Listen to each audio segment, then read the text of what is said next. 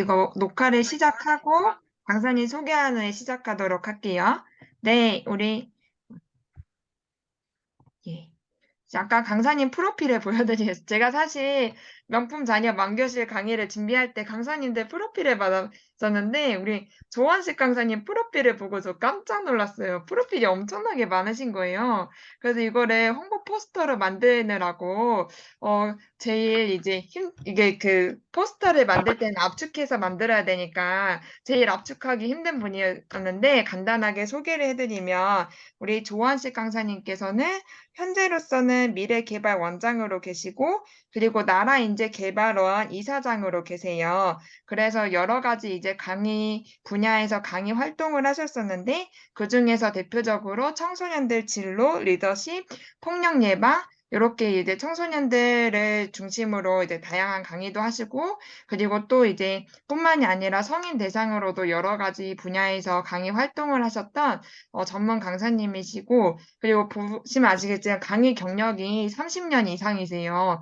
엄청 이제 오랫동안 열정적으로 강의를 하셨던 조원식 강사님을 네, 이 시간 소개해 드리고요. 오늘 강의 주제는 학습 자녀 만들기예요. 그래서 이미 여기에서 이제 아이들을 키우고 계신 분도 계시지만 아이들을 가르치는 선생으로서 아이들의 학습력에 관심이 많으신 분도 계신데 오늘 이 시간 강사님 강의에서 어떻게 하면 우리 아이, 내가 가르치는 학생을 학습을 잘하게 만들 수 있을까라는 질문에서 다양한 아이디어를 얻어가는 귀한 시간이 되셨으면 좋겠습니다. 네, 그럼 제가 화면 공유를 중지하고 박수로 강사님을 맞이하도록 하겠습니다. 감사합니다. 네. 먼저 우리 선생님들 뵙게 돼서 너무 반갑고요. 그냥 어머님들 또 뭐 강사님들 뭐 목사님 다 섞여 있으실까요? 그냥 제가 존칭어를 쓰겠습니다. 선생님이라고 호칭을 할게요. 제가 네네. 목소리가 좀 이렇게 잠겨서 죄송해요. 다행히 그래도 제가 상당히 건강한 체질인데 잘 안 아픈 사람인데 3일 동안 감기 때문에 누워 있었습니다. 근데 오늘 강의 때문에 걱정됐는데 다행히 감사하게도 컨디션이 약간씩 돌아오는데 목소리는 지금 다 돌아오지 않아서 죄송하고요. 잠깐 한번 여러분들 이야기하는 거 들었는데 혹시 우리 그 자녀분들이 초등학생이 있는 분 계세요? 손 한번 들어주실래요? 아니면 손주가 초등학생 있는 분도 손 들면 됩니다. 아, 한 분 계시고요. 그 다음에 중학생 있나요? 아, 양승열 선생님, 유선희 선생님. 대학생이는요? 대학생. 있으시고요. 그 다음에 이렇게 뭐라 그럴까 직장 생활하거나 또 며느리나 이렇게 있는 분들 계세요. 이렇게 결혼하신 그러니까 자녀가 있고 그러니까 이미 출가하거나 그 대학 졸업 이후에 혹시 자녀가 있는 분. 아, 유 선생님도 계시네요. 반갑습니다. 예, 왜냐하면 결론적으로는 전 연령층이 자녀가 다 있다고 제가 해석해도 되겠네요. 그래서 오늘 강의 주제에 맞게끔 또 여러분을 참여하는 분들에 맞게끔 제가 거기에 맞게끔 진행하려고 하다 보니까 한번 제가 파악을 했고요. 그리고 이제 제 강의의 특징은 이제 1시간 반이면 사실은 짧긴 해요. 그런데 이제 여러분들하고 같이 이렇게 좀 강의 중심으로 가지만 대화형으로 또 때로는 토론형으로 이제 저는 그렇게 익숙해 있는데 아무튼 봐가면서 이렇게 좀 지루하지 않게 진행할 수 있도록 그렇게 하겠습니다. 네. 제가 이제 여러분들 그 얼굴을 다 이렇게 봐가면서 강의를 진행을 할 거거든요. 그래서 이제 오늘 아까 이제 내 아이 학습 자녀 만들기 프로젝트 이렇게 해서 이제 제 나름의 행복한 공부 습관 또 세븐파워 학습 콜칭이라고 이렇게 주제를 잡아봤는데요. 제가 이제 제가 이 강의 요청 받고 제가 어찌 보면은 우리나라에서 어린 아이부터 성인에 이르기까지 또 이제 중소기업부터 대기업까지 또 이제 우리 그 국내 국외 다양한 연령층들을 강의를 해본 보기 드문 사람 중에 하나라고 저는 보거든요. 그리고 제가 그러니까 1989년부터 이제 그 당시는 학원가가 아니었는데 대치동에서 이제 사교육 분야로 이제 뛰어들게 된 배경인데 그래서 강남에서도 이제 학원 쪽을 제 이제 30년 넘게 교육 사업을 해왔던 것 중에 절반 가까이는 청소년 쪽이고 사교육 쪽에 있었고요. 또 절반은 이제 성인 교육과 기업 교육, HRD라는 쪽을 이제 하면서 인재 양성이자 이런 쪽을 이렇게 진행하면서 참 정말로 우리나라 학생들 또 엄마들 이렇게 하면서 많은 생각을 하게 됐어요. 과연 대한민국 아이들이 과연 행복한 인생일까? 여러 가지. 그래서 이제 오늘 그런 부분들을 좀 나누면서 약간의 대안 제시랄까? 이렇게 또 해보고 또 여기 특별히 지금 여기 우리 이제 안명재 목사님 또 이창준 대표님 여기 계시는 분들이 지금 뭔가 명품 자녀 맘교실을 하게 될 때도 여기서 어떤 그런 움직임이랄까 그냥 강의로만 끝나는 게 아니라 그런 어떤 활동을 하고자 하는 그런 목적을 가지고 아마 이거를 이제 개최를 하게 된 것 같아서요. 이제 그런 부분도 고려해서 제가 좀 진행할 수 있도록 하고요. 제가 이제 대표 책은 이제 미래비전 파워 책과 세븐 빅트리 책이 있고 그 외에 이제 학습 코칭하고 연관된 책들이 있는데 아까 금방 말씀드린 대로 이제 그리고 또 하나는 제가 만든 컨텐츠를 가지고 전국에 이제 강사 양성이 한 300여 명 정도 되고요. 그다음에 이제 아까 잠깐 우리 사회자님 말씀하신 학교 폭력 예방 관련된 거는 서울시하고 전라남도 교육청 이렇게 학부모님들 폭력 예방 강사 양성해서 각 학교로 파견해서 이제 보내는 프로젝트인데 제가 여기 이제 아마 여기서 혹시 이제 성폭력이나 학교 폭력이나 그런 예방 강사 활동 하시는 분들이 계실지 모르겠는데 제가 그 당시 어떤 아쉬움이 있느냐면은 그 학교 폭력도 그렇고 그 성폭력 양평원에서 하는 게 있습니다. 여가부. 거기서 하는 컨텐츠가 제일 마음에 저는 별로 안 들었어요. 그리고 그걸 그대로 가서 강의를 하는 거가 그래서 왜 그런 문제가 생기느냐 이게 이제 다 본질적인 부분을 건드리는 게 아니는 거예요. 다 이제 처방 예방보다 처방 중심이어서 그래서 이제 심지어 그런 부분까지도 이제 나름의 컨텐츠를 만들어서 진행하게 되고 강사 양성도 하게 된 그런 일들을 했습니다. 결론적으로 이 모든 것들이 사람을 양성하는 거잖아요. 교육. 그리고 이제 특히 이 제가 오늘 이제 잠깐의 그 학습에 대한 이야기 할 때 원래 학습이 재밌거든요. 행복해야 되거든요. 근데 대한민국은 과연 학생들이 행복한 교육을 하느냐? 그렇게 놓고 봤을 때는 그게 아닌 거예요. 거의 대부분 억지로 하는 거예요. 그래서 이 부분에 대한 문제를 우리가 여기 있는 분들이 해결하기는 어려워요. 그런데 어느 정도 해결하는 게 대통령도 해결할 수 없는 일이거든요. 그래서 이 부분을 어떻게 행복한 교육을 해나가게 만들 것인가를 작은 힘들이나마 모아서 뭔가 선한 영향력 발휘할 수 있는 그런 방향으로 가자 해서 이제 사회적 협동조합 나라인재 개발원 나라 속에 의미가 있습니다. 대한민국 나라에 우리나라에 필요한 진짜 인재 양성이 뭐냐. 그래서 이제 사회적 협동조합도 만들었고 그다음에 주식회사 미래비전개발원은 말 그대로 미래 정말 미래에 필요한 인재를 양성해 나가자 해서 이제 그 프로젝트를 진행해 왔습니다. 자, 그래서 키워드를 미래 트렌드, 그다음에 이제 행복 교육 하면 가장 먼저 떠오르는 나라가 독일이더라고요. 독일. 그리고 독일 사례 잠깐 한번 안내해 드리고요. 그다음에 또 하나 공부도 그렇고 일도 그렇고 가장 행복한 삶은 나다움의 삶이 아니겠는가. 아까 우리 문초희님 잠깐 아까 이제 오프닝하기 전에 잠깐 인사하고 그랬는데 문초희님이 가장 행복하게 살 수 있는 비결은 문초희님 뭐라고 생각하세요 혹시? 문초희 선생님. 아 얼굴이 안 보이네요. 문초희 선생님. 자 우리 혹시 이창준 대표님한테 한번 잠깐 질문해 볼게요. 자 우리 이창준 대표님이 가장 행복하게 삶을 살 수 있는 우리 이창준 대표님만의 어떤 방법이랄까요? 혹시 간단하게 한번 말씀해 주신다면. 여기에 나온 나다움이 저도 굉장히 중요한 단어, 제 인생에서 중요한 단어인데요.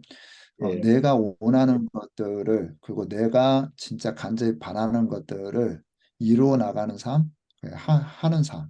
예, 그 예. 삶이 행복한 삶이 아닐까 생각합니다. 아, 예. 박수 드리겠습니다. 죄송한데 우리 선생님들 가능하면 얼굴을 좀 열고 주변에 소음이 없으면 소리도 열어놓고 하시면 제가 같이 이렇게 대화형으로 한번 진행을 하려고 합니다. 잠깐 우리 이창준 대표님께서 말씀해 주셨는데 제가 많이 구경했어요. 행복 시리즈 강의도 어마어마하게 많은데 저는 이제 제가 나답게 사는 거 우리 여기 오늘 참여하시는 분들도 각자의 자기만의 컬러가 있거든요. 창조 목적도 그분만의 어떤 색깔이 있는데 나답게 살아가는 거. 그다음에 나다움의 어떤 학습, 또 나다움의 직업, 나다움의 색깔이 나올 수 있는 어떤 그런 리더십 발휘할 때 가장 행복한 삶이 되더라고요. 그래서 그걸 어떻게 찾아나갈 것인가. 그걸 이제 덕업일치로 연결시켜 봤고요. 그 다음에 이제 세 번째, 결국에는 이 두 가지 틀 속에서 내 미래를 어떻게 설계 나갈 것인가. 그 다음에 거기에 맞는 제가 세븐 파워 셀프 학습이라고 그래서 자기주도 학습이라는 용어를 많이 쓰긴 썼는데 자기주도 학습마저도 우리나라는 교육을 시켜서 합니다. 이게 좀 모순이죠. 자기도 학습도 자기 스스로 안에서 나와야 되는데 그래서 그렇게 해서 한번 세 가지 주제로 오늘 여러분들하고 한번 진행을 해보려고 합니다.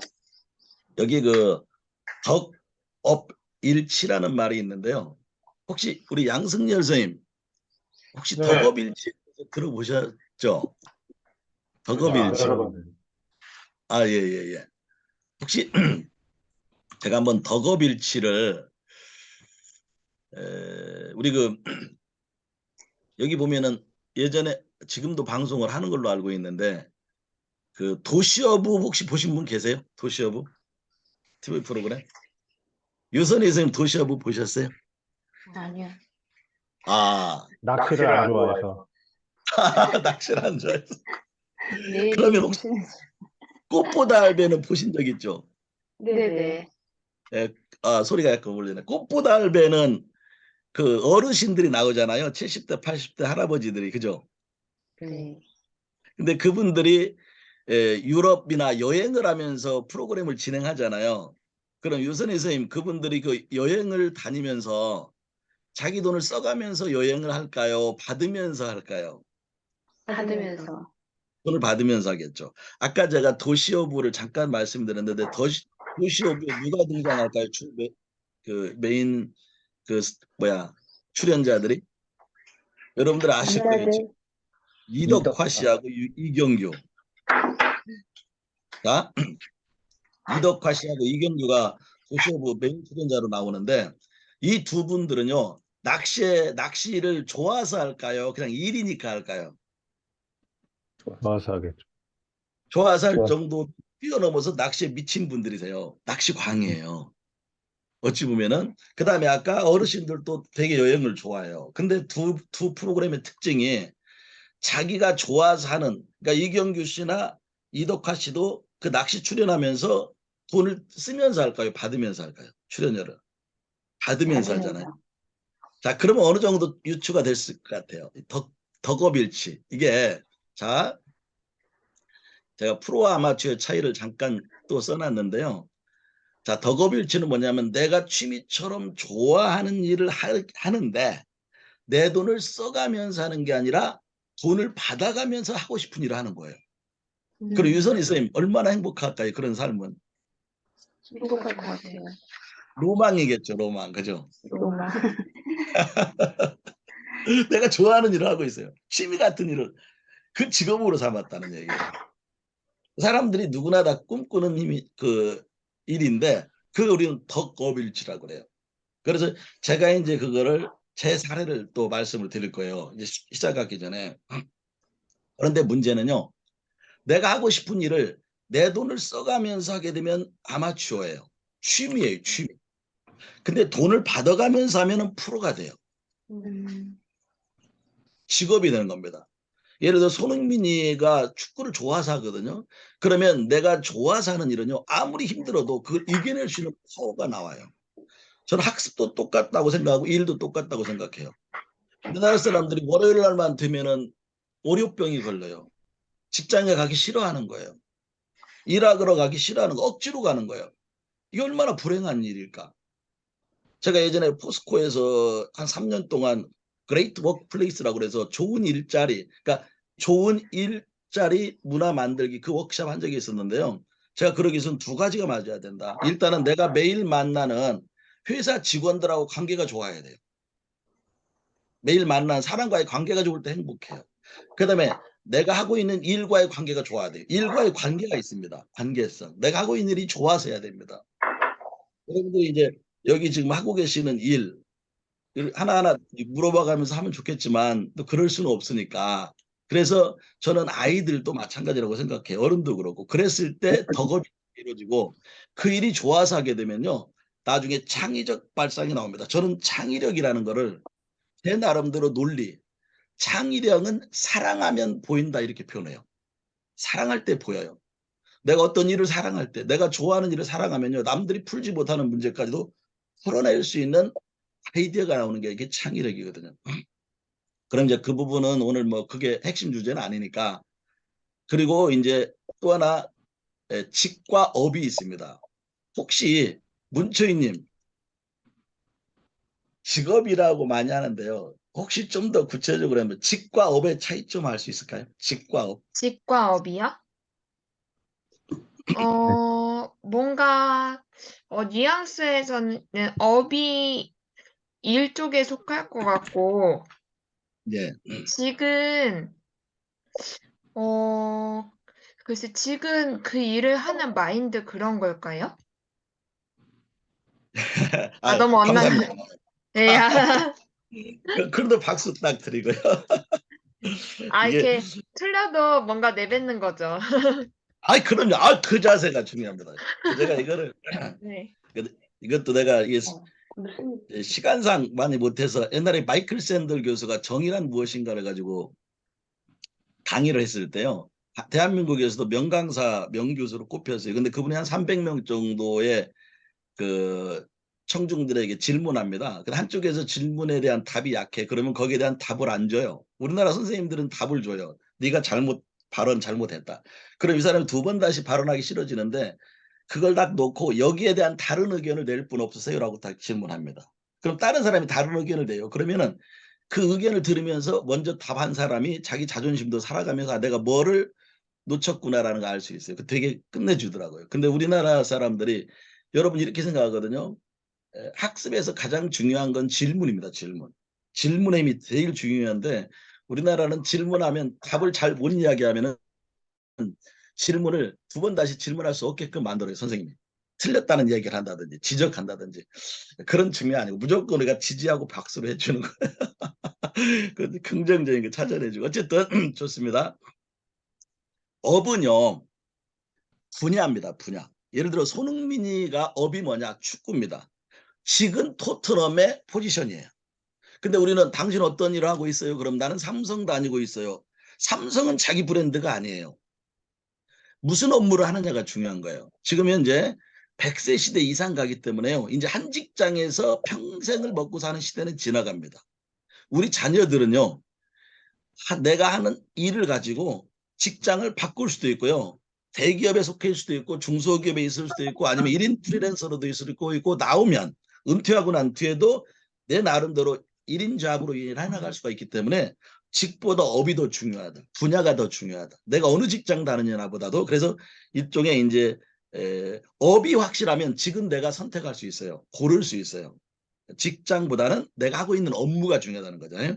그래서 이제 그 부분을 제가 직업이라고 표현을 했고요. 그리고 이제 평생학습 시대로 가고 있다. 평생학습은 말 그대로 학습이 대학 졸업하기 위해서 대학 학사, 석사, 박사를 위한 공부만이 아니다라는 거죠. 이 학습은 자신의 업과 연결이 돼야 돼요. 그게 바로 일학습 병행자인데 대한민국 사회에서는 일학습 병행자가 조금은 잘못된 부분도 일부가 있습니다.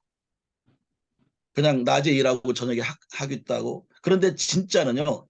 내가 하고 있는 업무 분야와 일이 연결이 돼야 됩니다. 그게 평생 학습으로 가야 되는 거죠. 그래서 우리 여기 선생님들이 과연 그걸 저는 이제 킬러 컨텐츠라고 표현하거든요. 나는 어떤 분야의 최고의 전문가인가, 전문성을 지닐 것인가, 이 부분에 대해서 그리고 그거하고 연관된 것들이 이제 학습으로 연결이 되고 일하고 연결이 되고 자신의 비즈니스로 연결될 때 그 분야의 최고의 전문가가 될 수 있다는 거죠. 그게 이제 그 사람의 몸값이 되는 거고요. 그리고 그런 부분은 바로 자기의 덕업일치하고 연관돼야 돼. 내가 좋아하면서 보람을 느끼고 의미 있는 일로 연결이 되는 거죠. 자, 일단 요 정도 해보고 저는 이게 제가 사명선언서인데요. 우리나라에서 이제 여러분 혹시 들어보셨는지 모르겠지만 아들아 머뭇거리기에는 인생이 너무 짧다라는 강원구 교수라고 계세요. 그분하고 초기에 제가 비전 스쿨이라는 걸 열었습니다. 20여 년 전입니다. 20여 년 전. 그래서 그때 이제 사명선언서 아까 우리 문초희 님이 갑자기 질문해가지고 인생책 해가지고 이제 소유냐 존재냐 이렇게 대답했는데 이건 오늘 주제하고 연관돼가지고 근데 사실은 저희 인생책 중에 하나가 최고 경영자 예수예요. 그다음에 기적의 사명선언서라는 책을 쓴 로리베스 존스라는 그분인데요. 그분이 이제 나름대로 기적의 사명선언서라고 그래서 여러분 사명선언서 써봤을 텐데요. 어찌 보면은 스티븐 코비의 세븐헤빗 사명 쓰는 게 있거든요. 그걸로 알고 있는데 저도 이제 세븐헤빗 그 주도자 과정까지 다 받았는데 세븐헤빗에서 나오는 사명선언서는 여기에 최고 경자 예수의 사명하고는 차원이 달라요. 스티븐 코비 사명선언서도 일부는 맞고 일부는 틀렸어요. 참 제가 볼 때는 역할로 나오는데 어쨌든 그래서 이제 한 20여 년 넘게 제가 이제 이거를 우리 그 어른들 또 이제 그 뭐라 그럴까 강사들 양성하면서 요걸 작성하게 만들었는데 저는 나의 사명은 올바른 도덕성과 가치관, 품격과 성품을 가진 지도자가 국가와 사회를 이끌어가게 하는 것이다. 이 사명을 감당하기 위한 나의 비전은 첫째, 커리어, 미래 비전 리더십, HRD, 창업 창직부자 최고의 전문가로서 300명 강사 조직을 구축하는 것이다. 이건 이미 했고요. 두 번째 남아 있습니다. 2025년까지 제가 포럼을 만드는 게 있는데 정년 1000명 멘토 멘티 시스템을 정착시켜 국내외 20개 지부 분야별 20개 이상 구축하는 것이다. 이렇게 해놨고 세 번째는 2030년까지 5개의 책, 제가 5개 분야를 딱 분류해놨습니다. 이제 컨텐츠를 만들어 3,000평 이상의 미래비전관원 설립, 국내외 200개 이상의 지부, 10,000명 회원과 비전과 서번트 리더십을 갖춘 지도자와 전문가를 양성하는 일이다. 아까 자 주식회사 미래비전 개발원은 B2B, B2C 사업을 위한 거고요. 그 다음에 사회적 협동조합 나라인재 개발원은 B2G 사업입니다. 그럼 뭐냐면 B2G라는 건 비즈니스 투 거버먼트라고 해서 내 고객에게 내 컨텐츠를 펼쳐나가면서 돈이 어디서 나오느냐 정부나 지자체에서 나오는 게 B2G 사업이고요. 기업에서 나오는 건 B2B 사업이 되고요. 그 다음에 개인에게 나오는 건 B2C가 됩니다. 비즈니스 투 커스터머. 그래서 세 가지의 균형을 맞추려고. 예전에 제가 이 사업을 펼칠 때는 고객들이 거의 100% 자기가 비용을 내고 교육을 받았거든요. MVP 과정도 그렇고 저는 B2C에 능해요. 그러니까 공짜 강의가 아니라 다 교육을 제 강의나 콘텐츠를 교육받을 때는 다 비용을 내고 받는 이런 쪽. 근데 어느 순간부터 정부에서 지원되는 교육이 많다 보니까 특히 서울 같은 데는 그게 심해요. 공짜 교육이 너무 많다 보니까 제가 아쉽게 생각하는 거는 교육의 퀄리티들이 떨어지는 거예요. 강사들이 깊게 연구를 안 합니다. 얕고 넓게. 그래서 우리나라에 강사 활동하시는 분들이 어느 정도 인원인지 아세요 혹시? 유선희 선생님, 우리나라 강사로 활동하는 인원이 몇 명 정도 될 것 같습니까? 예측상? 1만 명? 300만 명이 넘습니다. 300에서 400만 명. 그래서 저는 이제 고객을 강사를 그런데 문제는요. 시간당 25,000원, 3만 원짜리부터요.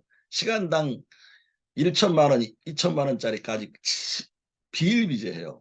물론 기업은 또 다르기도 하겠지만서도요. 그런데 강의하고자 하는 분들은 많은데 강의 자리가 부족한 것도 있어요. 그리고 또 하나 뭐냐면 이게 이제 수강생들이 돈을 들이지 않고 마치 이거하고 똑같아요. 사교육기관에 제가 있었지만 사교육에 대한 거는 진짜 애증이 있는 사람 중에 하나거든요. 사교육기관이라는 거가. 부모들이 돈을 엄청나게 많이 내요. 부르는 게 값이고. 그 대신 사교육기관에 있는 강사들 엄청나게 연구를 합니다. 그러니까 학교 선생님하고는 게임이 안 될 정도예요. 뭔가 잘못됐잖아요. 학교 선생님들이 더 우수해야 맞는데. 그러니까 이제 어쨌든 강사들이 연구를 많이 안 한다라는 부분이 있어요. 그래서 결국에는 이제 그런 그 어찌 보면은 대한민국의 자원은 HR 그러니까 인적 자원이거든요. 다른 거 내세울 게 없습니다. 대한민국 자원은 인적 자원이 진짜 세계 최고의 국가로 만들어 갈 수 있는 그런 비결이 있는 그런 잠재력이 있는 게 대한민국인데 제가 아쉬운 거는요. 대한민국의 선진국이 3만 불 이상이면 선진국이라고 생각하고 경제 강국 만들려고 시도를 해왔어요. 그런데 과연 대한민국의 의식 수준이나 복지 수준이나 문화 수준, 무사 수준은 좀 나아지고 있는데 국민들의 의식 수준이랑 과연 선진국으로서의 면모를 갖췄을까? 아직은 저는 갈 길이 멀다고 생각해요. 그래서 이제 제가 부족하지만 이런 일들 펼치는데 여기 이제 우리 안병채 목사님이나 또 이창준 관장님이나 이분들하고도 같이 협력해서 이런 일들을 해나가면 좋겠다 이런 사항이 있고요. 그래서 어쨌든 제가 좀 스피드 있게 진행해 보겠습니다. 아까 제가 덕업일치했는데 저는 여행을 정말 좋아합니다. 사람 만나는 거 좋아하고 물론 책도 좋아하고요. 그래서 아까 인생 책, 인생 영화, 인생 여행. 근데 영화는 많이 못 봤어요. 근데 여기는 제가 이제 자연스럽게 저를 소개하면서 여기는 그 여러분 혹시 이제 LA 얼바인에 있는 그 이제 얼바인 시장인데 한국 사람이에요. 최석호 씨. 그래 여기 학생들 데리고 제가 글로벌 비전 리더십 투어를 데려갔어요. 아이들에게 글로벌적인 꿈을 좀 심어주고 싶어서요. 그다음에 여기는 제가 그 남아공에 강사로 초청받아서 갈 때 이제 남아공 그 축구 남아공 월드컵 전에 해 갔거든요. 그래서 여기 이제 머리 여기 빨간 뭐야 검정 모자 쓴 분이 아마 우리 나이 드신 분들 알 거예요. 그 옛날에 축구 선수 이영무 선수라고 있었어요. 목사님 되신 분. 그분 사위입니다. 할렐루야 축구 선수 이렇게 거기 이제 그 축구 선교로 갔던 분들 가서 또 영어로 약간 이렇게 짧은 영어지만 꿈을 심어줘 그런 걸 했었고 여기는 중국의 우리 유학생들 대상으로 우리 그 비전 프로그램들 2박 3일 캠프 진행했던 거. 여기는 이제 인텔은 실리콘밸리 청소년 우리 아이들 데리고 갔었던 그런 사진들이고요. 여기 이제 추신수거든요. 추신수하고 유현진이가 LA 다저스 구장에서 게임을 했을 때 나는 우리 아이들 데리고 가서 이걸 보여줬어요. 어떤 여학생들은요. 야구장을 평생 처음 갔던 아이들도 있어요. 이때 아이들에게 거기 그 뭐죠? 그 전광판에요. 송승헌이 얼굴과 싸이 얼굴이 보였어요. 김경숙 선생님, 우리나라에서 송승헌 배우 하면은 김경숙 선생님 혹시 어때서요? 우리나라 송승헌 유명해요. 그냥 중간 정도 배우입니까? 조금 유명하죠. 아, 조금밖에 안 유명해요. 아유, 송승헌 별로 안 좋아하시나? 이호승 선생님, 송승헌이면 어떤 급이세요? 우리나라에서는 탑 배우 아닌가요? 네, 맞아요. 탑 배우로 알고 있어요. 네. 근데 거기 6만 관중 정도 전광판에 송승헌 얼굴 보이니까 박수 소리가 조금 나요. 한국 교민들이겠죠. 근데 싸이가 나오는 순간에 난리가 났어요. 그 당시 강남 스타일이 전 세계를 휩쓸고 갔을 때. 그때 저는 아이들하고 호텔로 돌아와서 더 그랬어요. 자, 여러분들 한번 그 광경을 봤지. 대한민국의 공부는 전부 다 스카이대 보내는 게 꿈이다. 대한민국에서 뭔가 잘 먹고 잘 사는 게 꿈이다. 근데 국내 파스타하고 글로벌 스타는 다르다. 여러분들이 과연 국내에서 물론 공부 잘하는 애들만 데리고 갔어요. 그렇게 또 모여졌고 그런 꿈을 글로벌적인 어떤 그래서 제가 그 나봉원 가서 워크숍 할 때도 그렇고요. 제가 대한민국 사회에서 가장 안타까운 거가 아이들이 어릴 때부터 성장하는 과정에서 학원, 집, 학교밖에 몰라요. 학원, 집, 학교, 학원, 집, 학교. 맨날 만나는 사람도 학원, 집, 학교 선생님밖에 몰라요. 그러니까 바라보는 시야가 교과서 공부는 하는데 너무 아이들이 보는 시야가 좁은 거예요. 제가 하버드에서 한 달짜리 캠프를 진행을 해봤어요. 학생들하고도. 근데 대한민국의 아이들 미국의 연수 프로그램 보내는 건 영어 공부 때문에 영어 공부는 글로벌 리더십이 아닌 거예요. 영어 외에 세계적인 경제를 바라볼 수 있고 기업을 볼 수 있고 문화를 볼 수 있고 그 사람들을 바라볼 수 있고 시야가 넓혀져야 되는데 그래서 그런 것들을 펼치고 싶어서 아이들 경험을 하게 됐는데 여기에서 겪었던 그런 아이들 다 매일 자기들이 보고 느낀 것들을 프레젠테이션 자료로 만들어서 발표시키고 토론시켰고 그다음에 제가 책을 3권을 읽고 애들 요약해서 발표시켰는데 제가 쓴 책도 하고 그래서 여기에 얽힌 이야기가 진짜 많거든요. 근데 어쨌든 제가 여기서 말씀드리고자 하는 핵심은 저는 제 나름대로의 덕업일치적인 삶을 살기 위해서 나름대로 평소에 해왔는데 여기는 뭐냐면 우리 여기 크리스찬 분들은 알 수 있으실지 모르겠는데 CBMC라는 조직이 있습니다. 여기 중국의 천진 한인교회라고 중국의 천진에서는 가장 큰 교회인데 거기 그 안수 집사님들과 목사님들 리더십 워크숍 때 제가 강사로 갔던 사진들인데요.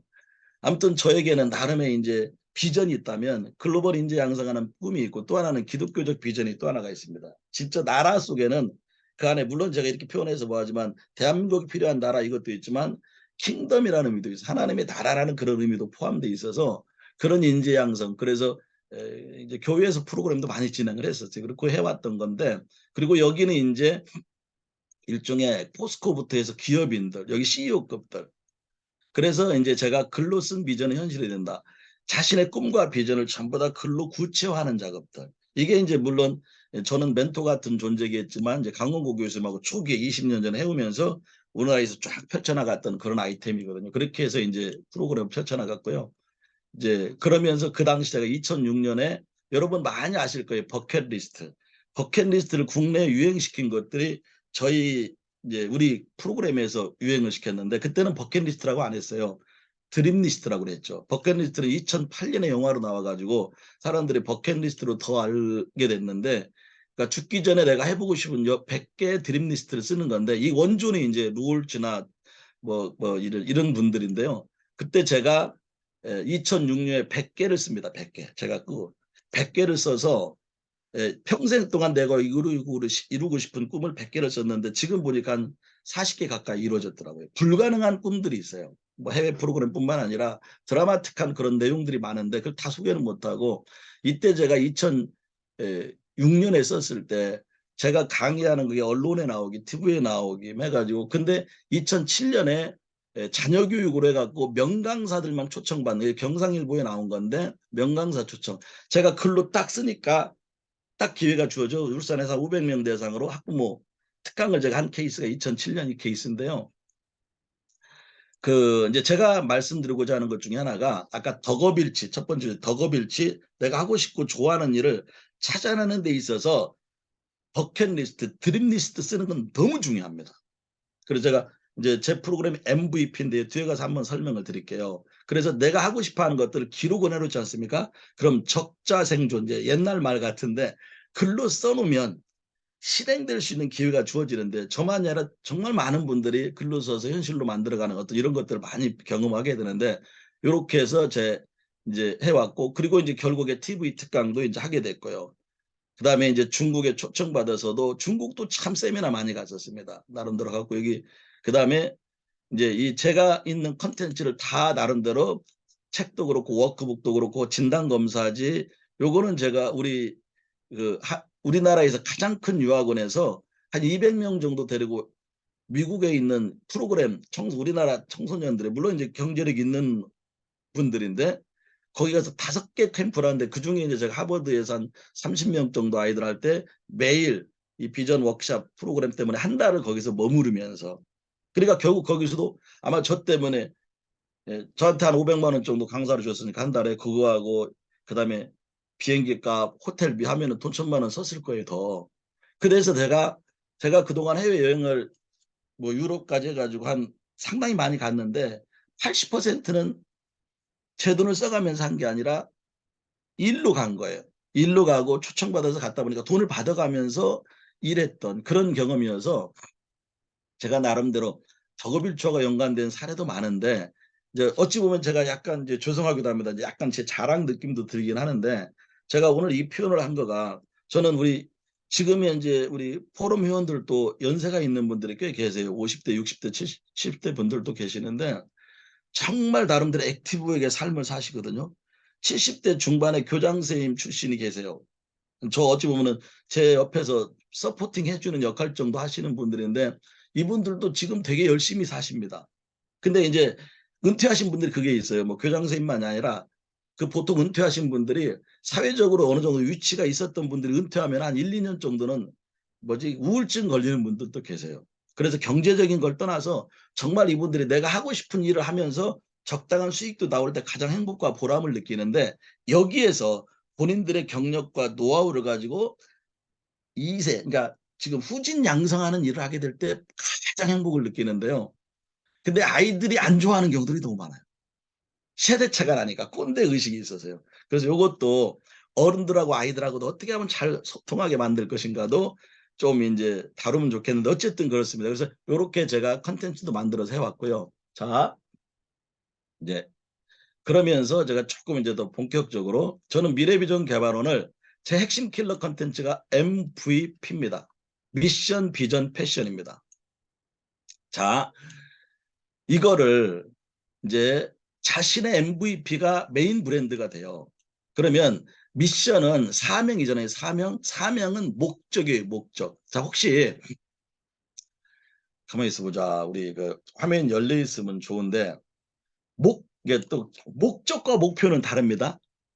그다음에 동기부여라는 말 하잖아요. 동기부여, 스스로 내가 공부하고 싶은 마음이 생길 수 있는 그 힘이 목표에서 나올까요? 목적에서 나올까요? 혹시 화면 열어주셔서 소리 열어주고 대답해 주시면 좋은데. 최은미 선생님 보이네요. 최은미 선생님. 최은미 선생님 우리 강사 과정을 저한테 받으신 분. 화면 열어주세요. 최은미 선생님도. 혹시 목적과 목표, 문초희 선생님. 혹시 예. 목적과 목표의 차이점 좀 알 수 있을까요? 이게 막 정확하게는 모르겠지만 뭔가 목표가 좀 더 수치랑 이제 관련이 있을 것 같고 예. 목적은 이게 그 약간 어떤 가치랑 연관이 있을 것 같은데 그래서 움직이게 하는 동기는 목적이 가깝지 않을까 싶네요. 맞습니다. 박수 한번 드리죠. 박수. 우리 최은미 선생님 화면 열어주셔서 감사하는데 시킬까 하다가 MVP가 뭔지 설명할 수 있어요? 최은미 선생님? 아니요, 지금 식사하고 있었어요. 들으면서. 아우, 진짜 강의 잘 듣고 있습니다. 자, 문초희 선생님 대답을 잘해 주셨는데요. 공부하고자 하는 이유는요. 목적에서 나와요. 그 목적과 목표의 차이점을 좀 설명을 더 드리면 좋겠는데 예를 들어서요. 내가 서울대 가겠다라고 하는 목표를 세웠을 때요. 이거는 목적이 아니라 목표예요. 예를 들어서 이거예요. 어떤 아이는 그냥 자기 집안이 의사 집안이야. 그래서 난 아무 생각 없이 그냥 의사가 돼야 되겠다라는 그런 목표를 세운 친구가 있어요. 실제 제가 가르쳤던 학생 중에 그래요. 어머니도, 그러니까 아버지도 할아버지도 다 의사 출신인 거야. 자기 의대를 가는데 자기가 세운 목표가 아닌 거예요. 그 학생과 어떤 애는 의대를 가야 되겠다 생각도 하지도 않았어요. 근데 어떤 아이가 갑자기 중학생 때 뭐 필리핀이나 이런 데 비전 트립을 갔어. 근데 애들이 거기서 막 갇혀가지고 상처를 이렇게 뭐라 그럴까 치료를 받지 못해서 막 죽어가는 애들도 있고 그 현장에 목격을 한 거야. 근데 돌아오니까 계속해서 머릿속에서 그 생각이 떠오르지가 않는 거예요. 그래서 안 되겠구나. 내가 어떤 일이 있어도 공부 열심히 해서 의사가 돼서 1년에 한 번은 가서 일종은 치료하고 와야 되겠구나. 그 마음을 먹었어요. 그러면 정말 어려운 상황에서 의사 되는 공부가 쉽지가 않거든요. 그러면 정말 어려운 상황도 이겨내면서 공부를 열심히 해서 서울대까지 입학할 가능성이 전자의 아이일까요? 후자의 아이가 더 높을까요? 목적 달성, 목표 달성이.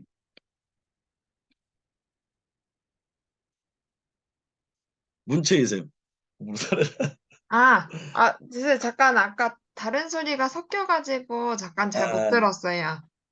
그러니까 아까 의사 지배하면서 네네. 그냥 당연하게 그냥 의사 목표로 세워서 공부하는 아이하고 네네. 아까 이제 필리핀에 가서 그런 어려운 상황에 처해 있는 애들을 직접 목격하고 와서 치료받지 못하는 애들. 그래서 내가 의사가 되겠다는 꿈을 가지고 공부하는 아이하고 누가 더 공부를 열심히 할까요? 당연히 후자죠. 그게 바로 목적이에요. 동기.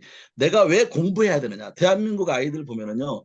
내가 왜 공부를 해야 되느냐 부분에서가 잘못되어 있고요. 이런 경우도 있습니다. 부모들 여기 어르신들 계신데 딸이 있으면 딸이 어떤 직업을 가지면 좋을 것인가요? 할 때 1위가 뭐냐면 교사예요. 교사. 그럼 왜 공부시키려고 합니까? 라고 물어보면은요. 안정된 직장, 월급 제대로 나오고 결혼 조건도 좋고 이렇게 이야기해요. 그건 목적일까요? 교사가 되고자 하는 목적이 아니에요.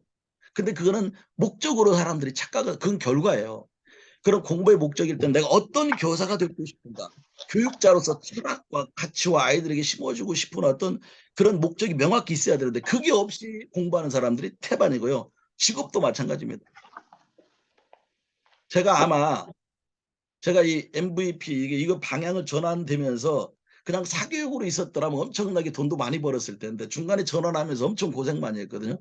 근데 포기하지 않았어요. 근데 제가 주변에 교육 사업을 하겠다는 사람들이요. 예전에 세븐앱이나 데일 카네기 하는 사람들이 돈 좀 제법 벌었어요. 중간에 어려워지니까 다 그만두고 다른 직업을 해요. 왜? 돈이 안 되니까.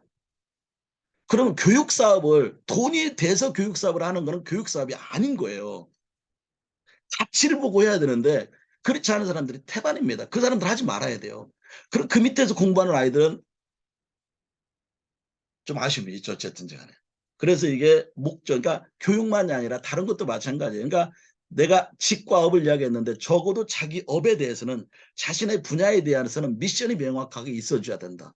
그 다음에 이제 비전은 여기 방향성이에요. 내가 어느 방향으로 가느냐. 이게 잘하는, 이 목적이 의미 있고 가치 있는 일이라면 비전 영역은 잘할 수 있는 일이에요. 나의 재능과 연관된 일입니다. 달란트하고 연관된 일입니다. 그 다음에 패션은 열정입니다. 좋아하는 일입니다. 그래서 결국 이걸 핵심을 세 가지를 묶어내보면 보람 있는 일과 잘할 수 있는 일과 좋아하는 일을 동시에 만족시켜 주는 것이 결국 자신의 MVP가 되고 이게 메인 브랜드가 되고 이게 아이들에게는 꿈이 될 수가 있는 거죠. 내가 하고 싶어. 그래서 꿈과 비전이 먼저 나오고 난 뒤에 직업이 나오고 직업이 나오고 난 뒤에 전공이 나오고 전공이 나오고 난 뒤에 대학 목표를 세워야 돼요. 근데 우리나라의 모든 교육이 점수에 맞춰서 대학을 보내는 거예요. 대학 간판이 더 중요한 게 우리나라 현실인 거예요. 그래서 어찌 보면 대학 때 공부했던 전공과 맞지 않는 직업을 선택한 사람이 절반이 넘어요.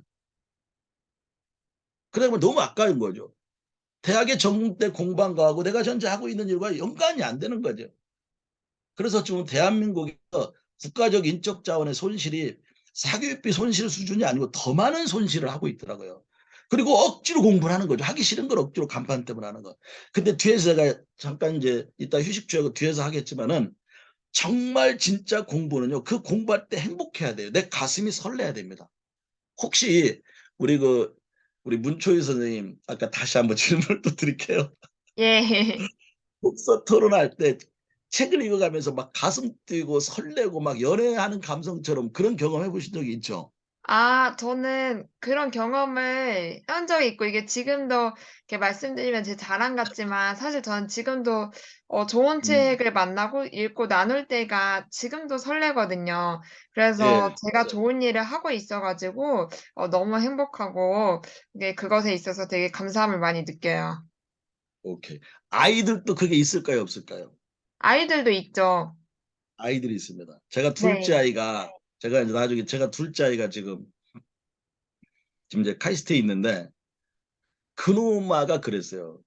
지가 하고 싶은 일이 아닌 때는 하고 싶은 공부가 아니면 지금도 뭐 논문 가지고 교수하고 맞서는 그런 부분이 있었어요. 아무리 돈을 많이 줘도 자기의 가슴속에 움직이는 거 아니면 안 하려고 그래요, 공부를. 어쩌 그런 게 있어요. 그래서 어찌 보면은 그러니까 어찌 보면은 진짜 연구나 진짜 공부는 내가 좋아하는 일을 할 때 나오거든요. 내가 좋아하는 일을 할 때 나오는데 이제 문제는 그게 공부만이 아니라 다른 것도 마찬가지고요. 예를 들어서 이거예요. 만일에 우리 아이가 여성 같은 경우는 뷰티 쪽을 좋아하는 경우들이 많아요. 근데 자칫 잘못하면 우리 아이가 공부가 싫어서 뷰티 쪽을 좋아한다 이렇게 생각하는데 그게 아니고 뷰티하고 연관된 공부는 애가 잘하게 돼 있어요. 그걸 좋아하는 분야하고 연관해서 이제 그런 부분들도 사실상 이게 덕업일치하고 연관되는 부분인데 그래서 다시 이제 해보면 MV 세 가지를 충족시켜 주는 걸 찾아내고 그다음에 그 능력을 키워서 그래서 제가 먼저 아이들에게는 꿈이 먼저 나와야 되고 그다음에 그 꿈을 이루기 위해서 내가 나에게 맞는 직업 그다음에 이게 나다움하고 연관됩니다. 그다음에 그 직업을 갖기 위한 전공 분야 그다음에 그 전공 분야를 위해서 어떤 대학을 갈 것이냐. 이게 이제 지금은 이제 애들에게 많이 고민할 수 있는 시점이라고 저는 생각해요. 우리 어렸을 때는 지금 여기 이제 지금 50대, 60대 된 분들은 그런 걸 고민할 수 있는 사치였어요. 없었어요. 제가 3년, 4년 전인가 필리핀에 가서 아이들에게 어설픈 거지만 그때는 한글로 이제 다른 분이 영어로 통역해 6시간짜리 꿈찾기 프로그램을 해봤는데 걔네들 꿈 쓰는 게 너무 소박한 거예요. 걔네들에게는 막 독서 거창하게 하는 게 꿈이 아니더라고요. 마치 예를 들어서 어찌 보면은 정말 먹고 살기 힘든 아이들 같은 경우는 걔네들에게 빵이 꿈이에요. 빵이 꿈. 그런 게 있더라고요. 그래서 예전에는 우리는 그랬다 할지라도 이제는 좀 이게 달라져야 되지 않겠냐. 어쨌든 자 그러면서 이 사람이 누구냐면요. 토머스 프레이라고 그래갖고 구글에서 선정한 세계 최고의 미래학자 대한민국에 또 2015년인가 와서 강의를 했는데요. 이분이 이 얘기를 합니다. 지식 시대는 가고 학습 능력의 시대가 온다. 15년 후에는 대학의 절반가량이 문을 닫을 것이다. 혹시 이창준 대표님께 한번 질문 드릴게요. 그 지식 시대는 가고 학습 능력의 시대가 온다. 그럼 지식보다 학습 능력이 더 중요한 이유를 잠깐 한 말씀 한번 해주시죠. 네, 챗 GPT 시대에 되면서 지식은 어느 정도 적합한 지식들은 바로바로 얻을 수 있을 것 같은데 그 지식을 활용하거나 아니면은 새로운 영역의 지식들을 명령하거나 하는 것들은 결국에 결과를 그 지식을 가지고 뭔가 만들어낼 수 있는 결과, 아니면 더 넓은 사고를 할 수 있는 결과, 아니면 창의적 대안을 낼 수 있는 그 능력, 이런 그래서 이 학습 능력이 필요하다고 이야기하지 않나 싶습니다. 감사합니다. 역시 아니 제가 질문 드릴 때도 죄송합니다. 그 질문하고 맞는 어떤 그렇게 해서 한번 제가 호명을 드리겠네요. 왜냐면 제가 혹시 다른 분들은 잘 몰라서 네, 정확하게 또 말씀해 주셔서 감사드리고요. 아까 이게 평생 교육 시대, 평생 학습 시대하고도 연관되는데 저는 제가 꿈 중에 하나가요. 한번 나중에 우리 도서관 이쪽하고도 한번 같이 한번 해봤으면 좋겠다는 것도 한번 생각해 보는 게 나는 아이들이 선생님들을 가르치는 캠프를 한번 해봤으면 좋겠다 싶어요. 아이들이 나와서 가르치고 선생님들이 피드백해요. 이게 학습이 가장 학습 효과가 높은 거는요. 강의를 듣는 사람이 오늘 이 순간도 마찬가지입니다. 강의를 듣는 사람이 아니라 강의를 하는 사람의 학습 능력이 높아져요. 왜냐면 내가 강의할 정도 되면 내가 써먹을 수 있어야 돼요. 그래서 제가 학원 경영할 때는 내 실력이 안 늘었는데 왜? 알고 있는 지식 갖고 가르쳤으니까. 그 재미가 없어요. 돈이 많이 된다는 것만 재미가 있어요. 아, 근데 힘들어요. 그런데 내가 배워가면서 새로운 걸 터득해가면서 남을 가르칠 때는요. 그 지적 호기심도 그렇고 새로운 걸 알아가는 능력의 쾌감이요. 장난이 아니게 좋습니다. 그러면 지금 아까 챗 GPT도 여러분들이 잘 봐야 됩니다. 챗 GPT도 부족한 게 진짜 많아요. 교과서적인 답 정도 수준에서 못 벗어납니다. 그래서 어찌 보면 미래로 가면 갈수록 수많은 지식과 정보들이 쏟아져 나오는데 그 정보와 지식을 가지고 가릴 수도 있어야 되고 재가공할 수도 있어야 되고 이제는요. 여러분 이게 있지 않습니까?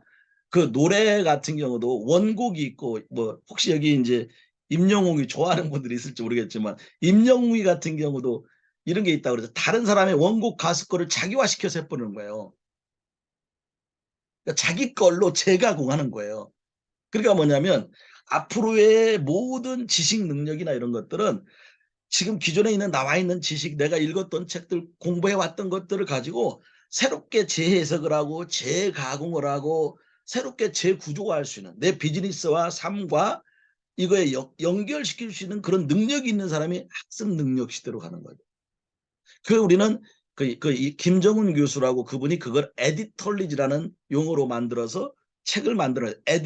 에디트가 편집하다라는 뜻이잖아요. 그 다음에 테크놀리지, 편집 기술 두 가지를 묶어서 만든 합성어가 에디털리지라는 겁니다. 그러니까 수많은 책을 읽었어요. 근데 이제 저희도 이제 우리 포럼에서도 뭐 연 100권 이상 책을 읽고 뭐 여러 가지 독서 매니아 분들도 많이 계시고 기록의 매니아들도 많은데 여기에서도 또 함정이 있습니다. 나중에 또 독서만 하면 또 안 돼요. 독서와 경험이 묻어나와야 됩니다. 실천이 묻어나올 때 내공이라는 게 쌓이는데 그래서 대한민국 학생들은요. 배우는 양은 세계 최고입니다. 근데 이걸 아이들이 다른 사람에게 가르쳐봐라. 자기 걸로 소화시켜가지고 새롭게 뭔가를 만들어내봐라. 이것도 달라요. 그거는 유태인들이 훨씬 나아요. 잘해요.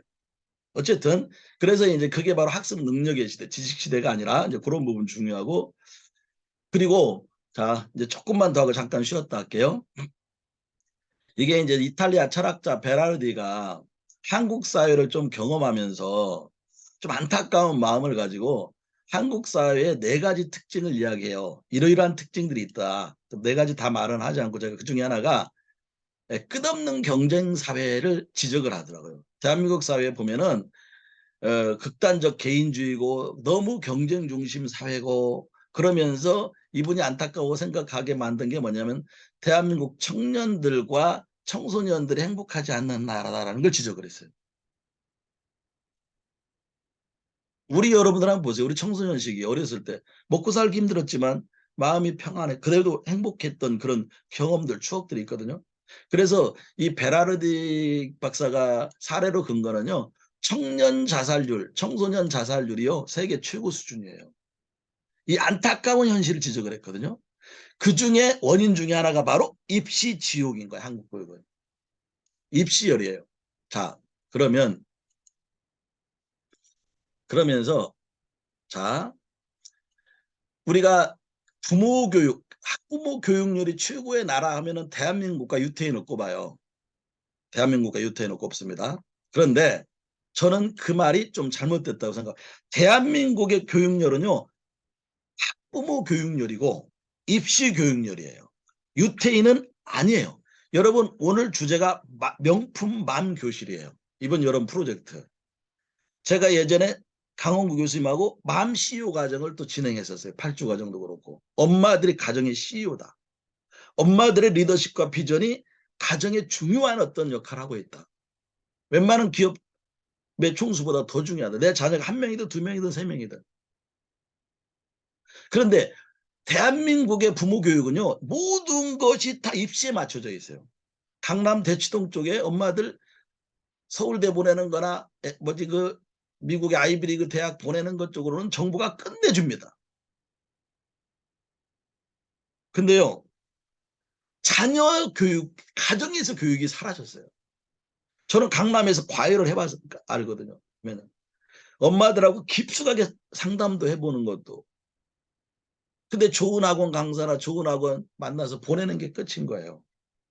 근데 이게 오히려 위기가 되는 경우들이 많고, 이제 앞으로는 더, 이제는 자녀도 소수고, 자녀도 한둘이고, 그래서 아이들의 미래는 엄마들의 역할이 너무 중요한데요. 엄마들이 공부를 안 합니다. 입시 중심의 공부는 끝내줘요. 세상이 어떻게 변화되고 있고, 지금 현재요. 유선희 선생님. 네. 여기 잠깐 하고 네. 이제 쉬었다, 여기까지만 하고 쉬었다 할게요. 유선희 네. 선생님, 자녀 아까 초등학생도 있고 중학생도 있잖아요. 아니, 중학생하고 대학생이요. 아, 대학생. 네. 자, 자녀가 네. 행복한 인생을 살았으면 좋겠습니까? 성공적인 인생을 살았으면 좋겠습니까? 두 개 다. 두 개 다. 한숨이네. 한숨이네. 엄마들은 보통 이제 제가 전라남 데서도 딱 손해 강연한 적이 있었는데 보통 뭐 행복한 인생의 대답을 많이 하거든요. 근데 마음속에는 성공이 들어가 있어요. 행복한 인생보다는. 그런데 사실상 행복한 인생이 되기 위해서는 두 가지 만남이 중요합니다. 배우자와의 만남, 그 다음에 직업과의 만남. 그럼 그거는 엄마가 선택할까요? 자녀가 선택할까요? 배우자, 직업과 직업, 배우자. 자녀가. 대학도 그렇고 자녀가 선택하잖아요. 그죠? 그런데 둘 다 중요합니다. 근데 어찌 보면은 좋은 배우자와의 만남이 더 중요할까요? 좋은 직업과의 만남이 더 중요할 것 같아요. 유선희 선생님 혹시.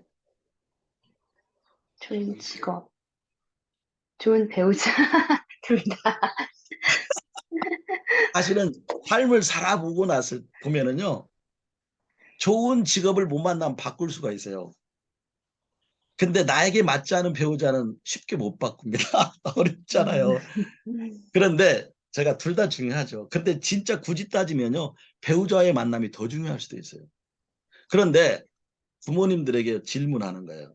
내가 좋은 배우자를 만나게 할 수 있는 결혼예비학교나 자녀가 정말 결혼을 어떻게 하는 게 정말 훌륭한 결혼일까를 과외시키는 엄마들은 없어요. 학교 폭력하고 연관된 것도 마찬가지고요. 좋은 대학 보내는 쪽은 엄청나게 투자를 하는데요. 정말 좋은 배우자 만나는 거, 좋은 인성을 키우는 쪽에 과외시키는 교육은 우리나라는 없어요. 그리고 여러분 보세요. 웨딩 컨설팅이 뭔지 아세요? 결혼 컨설팅 하는 게 다 예식장 어디서 하고 신혼여행 어디서 가고 뭐 화장 어떻게 하고 다 이런 쪽으로만 맞춰져 있어요. 진짜 웨딩 컨설팅은요. 새로운 남자와 여자가 만나서 미래 가정을 어떻게 꾸려갈 것인가에 대한 어떻게 미래를 살아갈 것인가에 대한 소프트웨어적인 내용적인 컨설팅은 아무도 없는 거예요. 이게 모순인 거예요. 그래서 어찌 보면요. 특히 대한민국은 그래요. 눈에 보이는 거에만 투자해요. 눈에 보이지 않는 더 중요한 걸 놓치는 게 많아요. 그 다음에 또 하나 현재만 생각하고 미래. 아까 우리 유선희 선생님 지금 중학생, 초등학생도 있다면 애들은 지금의 인재가 중요할까요? 10년 후에 15년 후에 인재상이 더 중요할까요? 미래 인재상. 미래 인재. 그러면 앞으로 10년, 15년 후에 세상이 어떻게 바뀌어가는지를 알아야 되거든요. 그럼 우리 아이들은 그때 주인공인 거예요. 10년이나 15년 후에. 근데 그 미래 트렌드나 미래 변화나 미래 그 시대에 필요한 인재나 이런 거를 많이 공부를 안 하는 거죠. 그냥 대학 보내는 쪽하고. 그런데 유태인은요. 모든 가정의 교육의 주체는 학원이 아니에요. 공교육이 아니에요. 가정입니다. 그래서 토라 교육을 하고 하브루타 교육을 하고 그러는 거예요. 그래서 가정의 엄마와 아빠가 자녀의 미래를, 그런데 가장 중요한 건 자녀의 독립심이에요. 강남에 보면 지금도 결정장애가 너무 많아요. 내가 무엇을 결정해야 될 것이, 무엇을 판단해야 될지. 엄마들이 다 똑똑하니까 해주는 거예요. 그래 애들이 무기력해져요. 좀만 어려움이 있으면 다 거기서 무너지는 거예요. 그래서 어쨌든 제가 목은 안 좋고 감기가 있는데 저도 모르게 막 강의하면서 그냥 잊어버렸는데요. 55분이니까 그냥 아마 저희가 우리 조직이라면 제가 안 쉬고 그냥 나갔을 텐데, 또 여기 처음 하는 분들도 있고 또 우리 사회자님이랑 또 우리 리더분이 좀 쉬었다 했으면 좋겠다 해서 쉬긴 쉬는데, 제가 질문 여러분들에게 물어보고 할게요. 원래 10분 휴식인데 사실 10분 휴식이면 시간이 좀 아깝긴 한데 5분만 휴식을 해도 될지 아니면 10분 쉬는 게 좋을지. 지금이 10시 58분이니까요. 11시 5분까지 어떨까요? 예, 좋습니다. 네, 그래서 예, 네, 스피드 있게 11시 5분에 다시 시작하는 걸로 하고 네, 화면만 중지했다가 바로 연결할 수 있도록 하겠습니다. 예, 네. 감사합니다.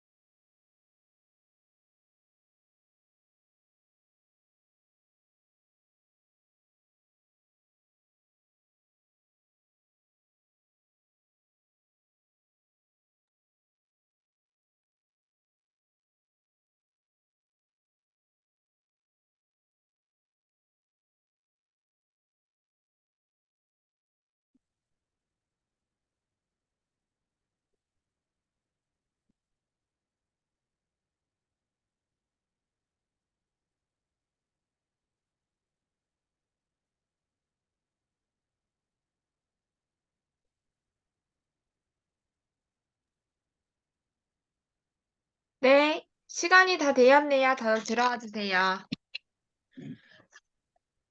그 문초희 선생님, 네. 끝나고 한 그 이분들 몇 명은 제가 간단하게 소감하고 이렇게 의견을 좀 들어보고 싶은데 지금 아, 네네. 그렇게 해주셔도 될 것 25분에 같아요. 끝나고 한 2, 3분 정도 잠깐 써도 괜찮겠습니까? 좀 양해를 구하고 강의는 아, 25분 하는 건데 네네. 그러면은, 예. 그러면은 25분에 끝내고 광고를 5분 동안만 제가 할게요. 광고 시간으로. 예, 그러니까 끝나고 이제 이분들 이제 이렇게 뭐 소감이랑 약간 의견을 몇 분만 네네. 좀 듣고 간단하게 네네. 그렇게 네. 좀 스피드 있게 진행해야 되겠네요. 지금. 자, 화면을 좀 열어주시고요. 화면을 열어주셔야 지금 참석이 되셨는지 안 되셨는지 좀 확인이 될 수 있어서 바로 제가 그 조금 앞에서 이제 좀 이렇게 뭐라 그럴까 강조도 하고 그러다 보니까 내용을 시간 대비 지금 좀 남아있는 게 많은데요. 좀 스피드 있게 약간 공부하는 분위기로 가도 좀 이해를 해주시고요. 그럼 나머지 시간을 제가 강의만은 25분 안에 끝나야 되니까 끝내고 여러분들에게 간단하게 오늘 강의 들으면서 왔던 뭐 느꼈던 거가 됐던 나누고 싶은 거 간단하게 한번 여러분 의견을 마무리하고 이렇게 넘겨드리는 걸로 그렇게 할 테니까요. 자, 제가 이제 나머지 25분 정도는 여러분들 질문 안 하고 바로 그냥 혼자 상당히 빠른 속도로 그냥 스피드 있게 진행을 하겠습니다. 제가 아까 행복교육 잠깐 얘기했는데 독일 교육 사례 제가 이거는 행복한 독일 교육 요거는 이제 우리 포럼에서 제가 별도로 이제 강의를 했던 주제인데 이 중에 중요한 것만 조금 한번 소개를 드릴게요. 독일의 초등교육의 핵심 가치와 역량을 보면은 독일의 교육의 목표 중에 가장 중요한 게 배움의 즐거움을 익히는 과정. 그러니까 초등교육의 목표가 즐거움이에요. 행복. 어떻게 하면 공부가 재밌지? 이걸 느끼게 해주는 거. 그리고 자기주도적 학습입니다. 어릴 때부터 공부는 내가 스스로 하는 것이다라는 의식 형성. 그리고 스스로 학습 동아리를 구성하고 운영하게 하면서 아이들이 스스로 진행할 수 있는 그런 자립심이에요. 그래서 독일의 애들은 맘에 보이라는 말이 없습니다. 자, 그러면서 그 독일 교육의 핵심 가치는 어떻게 하면 행복한 인생을 살아갈 것인가. 이게 이제 용어적 의미에서 두 가지 의미가 있어요. 하나는 에르치용이고 하나는 빌딩인데요. 하나는 뭐냐면 계몽식으로 가르치는 교육이고요. 또 하나는 스스로 깨달아가는 교양인되기. 이 두 가지가 이제 독일 교육의 중요한 어떤 가치로 돼 있어요. 그래서 목표가 스스로 행복한 인생을 찾아가는 것, 행복에 대한 감수성. 그래서 순간순간에 내 인생이라는 게 행복하구나. 살아갈 만한 가치가 있구나라는 걸 느끼게 만들어주는 거예요. 그게 경험이 됐던 그래서 독일 교육, 독일하면 가장 여행이 많은 나라 중에 하나거든요. 그래서 국민 행복 지수가 가장 높은 나라, 행복한 나라를 만들겠다라는 게 이제 독일인 거예요. 그래서 제가 나라 인재 개발은 대한민국의 나라 우리 포럼에서도 정말 행복한 그런 국가 또 다른 사람에게 좋은 영향력을 끼칠 수 있는 이런 걸로 이제 포럼에서도 가치를 잡았는데 그러면서 교육의 4대 가치가 정직, 책임, 자립, 연대.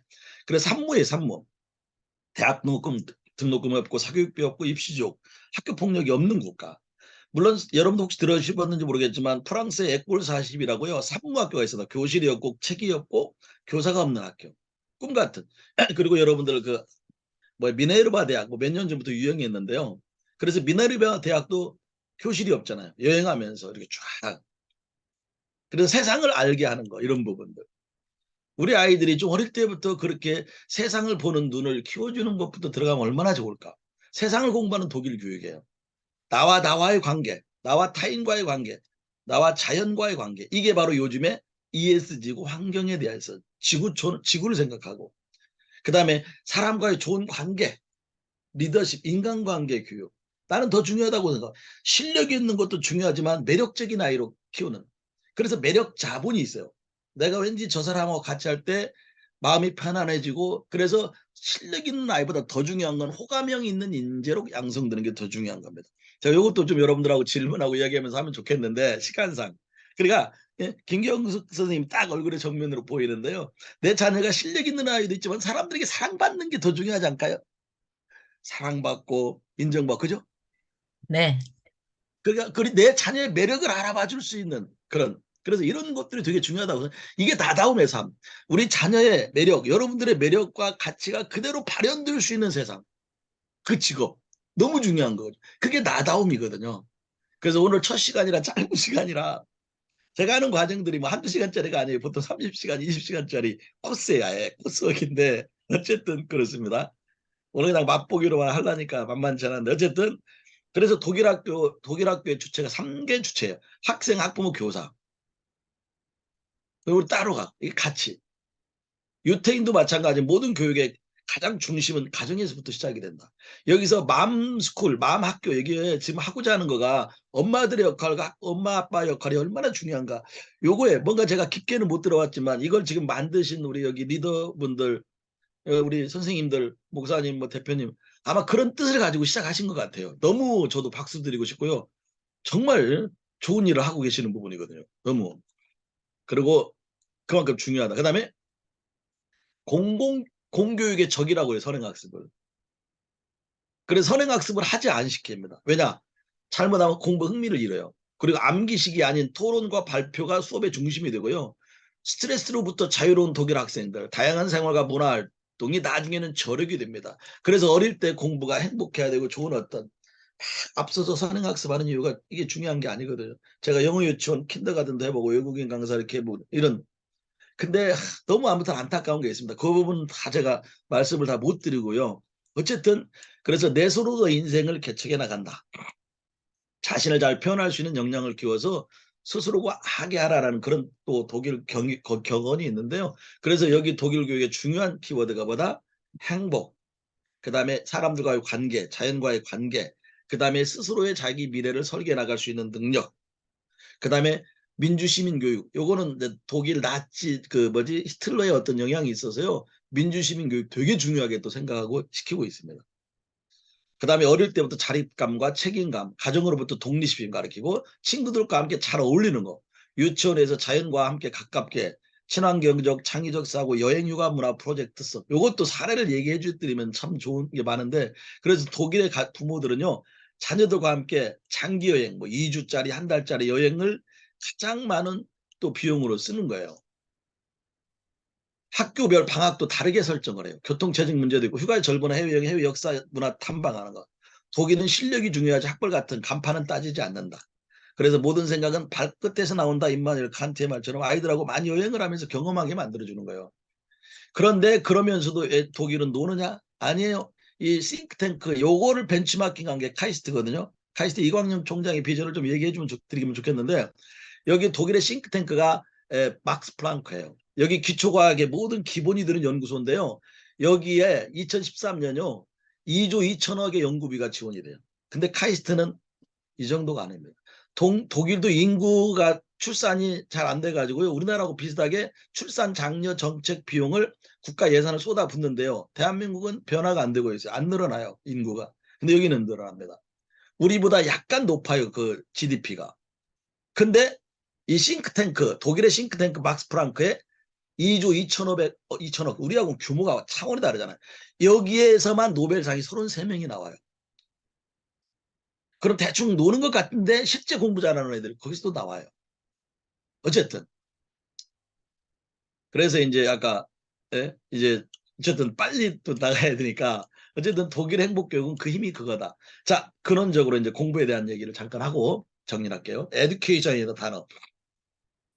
X라는 뜻이에요. 밖으로, 듀케어 끌어내다, 밖으로 끌어내다라는 뜻이에요. 자, 인간의 선천적인로 지닌 무한한 잠재력을 교육이라는 수단을 통해서 밖으로 끄집어내야 된다는 마음. 그래서 교육은 학습자의 잠재 능력을 밖으로 끌어내어 발현시킨다라는 그런 의미가 있어요. 그리고 또 다른 비슷합니다. 라틴어로 에듀케이션, 에듀코라는 의미. 하나는 외부 지식으로 안으로 주입하는 임프레션의 의미가 있고요. 또 하나는 익스프레션, 안에 있는 것을 밖으로 표출하게 만드는, 말하고 발표하게 만드는 익스프레션. 그런데 우리는 임프레션에만 모든 시간을 투자를 했습니다. 학원 다니라고 바쁘고요. 배우는 양은 전 세계 최고입니다. 자기화시키고 내가 다른 사람에게 설명하고 가르치는 쪽에서는 안 되는 거예요. 그래서 이것도 아이들이 수능 시험 볼 때 맞았다고 생각해서 틀렸는데 이렇게 막 이해하는 것이 왜 그런 현상이 벌어지나? 난 알고 있는데 틀렸어. 내가 그런 원인이 어디에서 나오는가? 그런 것도 좀 한번 말씀을 드리고 싶은데 어쨌든 그래요. 그래서 이거는 교육은 자 넣어주는 게 있다면 나머지는 끌어내는 작업. 그럼 명강사, 명코치, 명교수는요. 잘 가르치는 교수가 아니라 그 아이들의 내면에 있는 잠재력을 끌어내서 발현하게 만들어주는 거예요. 그래서 여러분들 보면은 악기를 연주시키는 거나 이런 쪽이요. 우리나라의 음악 교육, 코칭과 독일이나 프랑스나 이태리 같은 데는 달라요. 그래서 이제 코칭 리더십도 이제 그 부분을 좀 나중에 기회가 되면 다루면 좋겠다 싶은데 어쨌든 그렇습니다. 그래서 우리 교육은 뭐가 있다? 안으로 집어넣는 게 있다면 나머지는 끌어내주는 게 중요하다. 근데 지금 익스프레션에서 놓치고 있어요. 대한민국에. 지금 많이 좋아졌다고는 하지만요. 아직도 지금 교육 환경이 안 바뀌었기 때문에 입시제도도 덜 바뀌었기 때문에 그렇습니다. 그리고 또 하나 이거 많이 들어보셨잖아요. 원래 스쿨이라는 나라가 스콜레에서 삶을 즐기다가 공부해요. 어원이. 그리고 이제 노노에는 하기 싫으면 불력 열어라. 그러니까 새로운 걸 깨닫고 경험하고 막 느꼈을 때 뭔가 경험했을 때 깨달았을 때 느끼는 희열감 이걸 느끼게 만들어야 되거든요. 근데 우리는 공부를 재미없게 만들어 버렸어요. 그러니까 지금도 강의가 어찌 보면 빨리 끝내는 게 명강사라는 거예요. 재밌는 강사가 명강사래요. 유머 있는 강의, 재미있는 강의 들어보면 5분이면 끝날 이야기를 갖다가 1시간을 그렇게 하고 있어요. 재미하고 유머나 이건 양념으로 들어가야 됩니다. 저 오늘 유머 하나도 안 듣거든요. 유머를 또 못해요. 근데 혹시 완전히 유선희 선생님 막 진짜 재미없게 듣지는 않았을 거예요. 현장에서 하게 되면 진짜 하루 11시간 스트레이트 강의해도 좋은 사람은 없습니다. 진짜 제 강의. 강의만 하는 게 아니라서 그러긴 한데 어쨌든 완전히 습관을 잘못 들여놨어요. 그 무료 교육이 기업에서 하는 무료 교육이 다 망쳐놨어요. 무료 교육하고 쉬는 시간이래 가서. 그 노동부에서 하는 거가 참 아쉬움이 많은 거예요. 제가 포스코에서도 강의해왔지만은 돈 내고 가서 받아야죠 사실은. 왜 국가에서 다 돈을 내줘요? 정말 힘든 사람들은 대줘야 되겠죠. 컨설팅도 국가에서 내주니까 제대로 된 컨설팅들이 안 나와요. 어쨌든 그런 게 있습니다.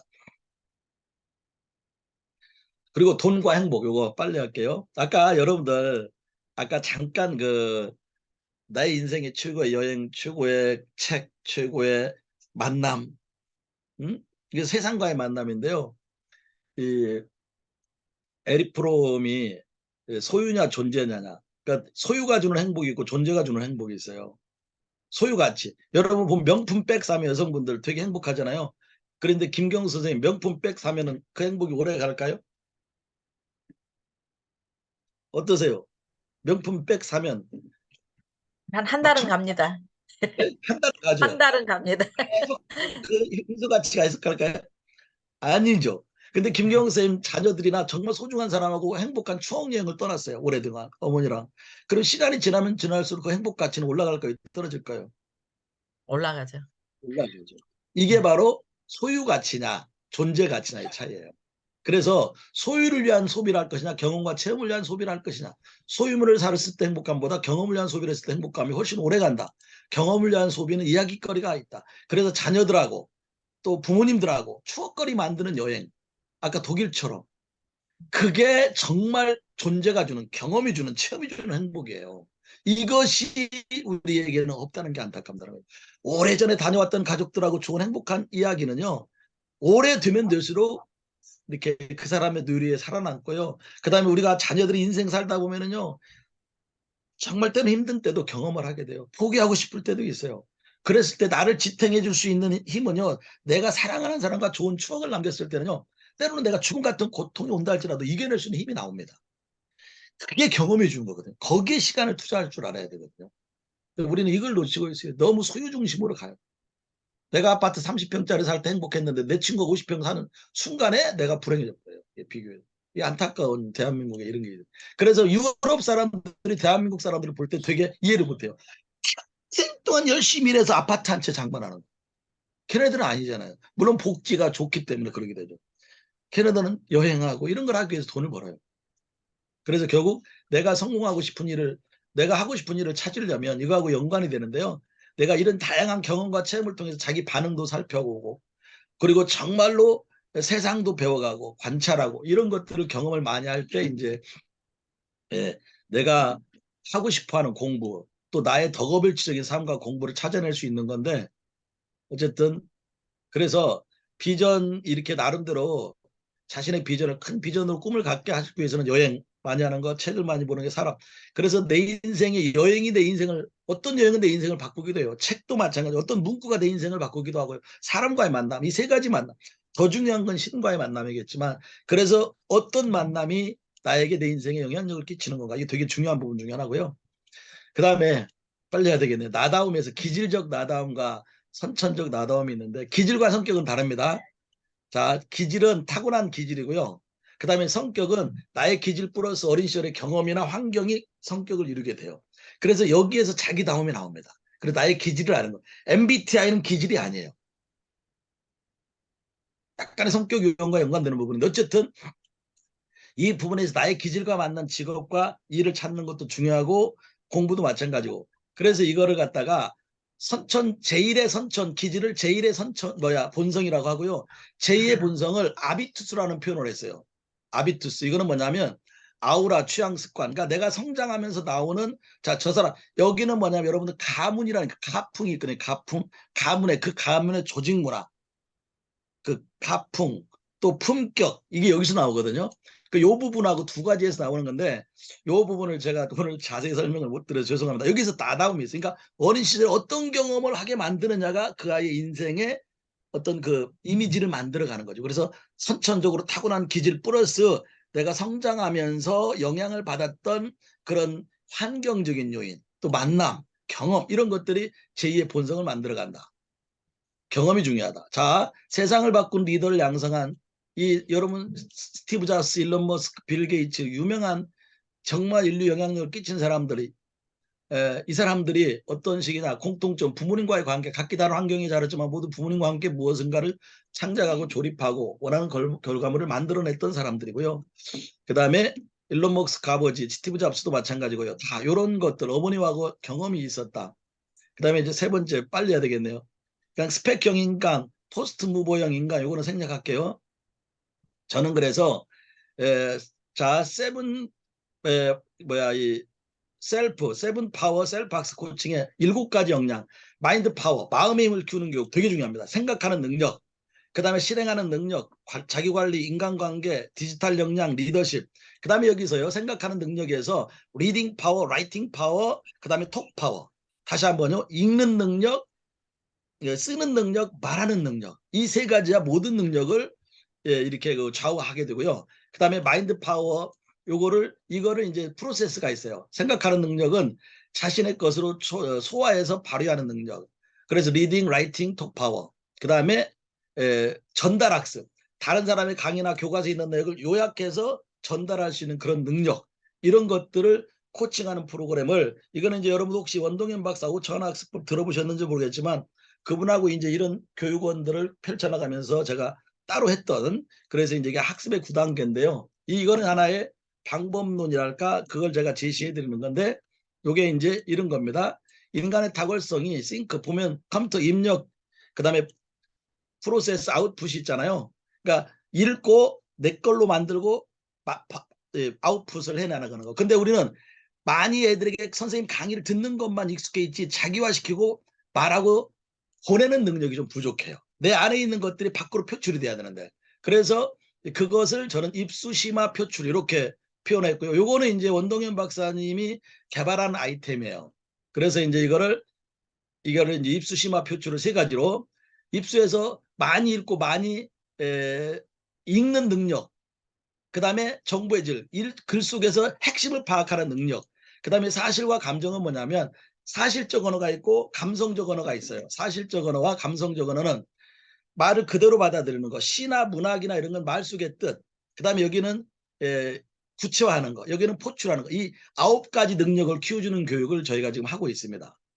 이렇게 뭐 진로는 어쨌든 MVP 아까 말씀드렸잖아요. 내가 잘하고 좋아하고 하고 싶은 일 죄송하네요. 핵심적인 것들을 많이 놓쳐서 시간상 상상하고 구체하고 실행하는 건데 이렇게 하는 거예요. 내 미래의 꿈을 상상하고 이걸 구체화하고 실행하는 거. 기획과 계획은 또 달라요. 이거를 추상적인 건 구체적으로 하는 걸 기획이라고 하고 요거를 실행하는 걸 계획이라고 하고 요거를 구체화시키는 프로그램을 제가 24시간 과정으로 해서 지금 진행하는 게 있습니다. 그래서 3력 마인드 파워 싱크 파워, 주입 파워를 키워나가는 중요한 거. 그 다음에 이제 이것만 소개하고 마무리할게요. 아까 요거는 제가 학생들 데리고 미국 프로그램 갔을 때 이 아이가 중3짜리가 제가 썼던 책을 요약한 겁니다.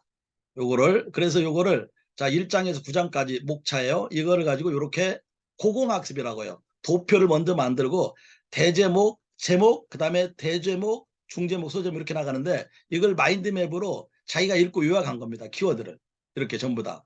교과서 공부를 이렇게 시키면은요. 아이들이 선생님 강의 듣기 전에 자기가 먼저 읽고 핵심을 파악해서 요약하는 훈련 시키면 그리고 이걸 가지고 자기가 요약한 걸 가지고 다른 사람에게 발표하면은요.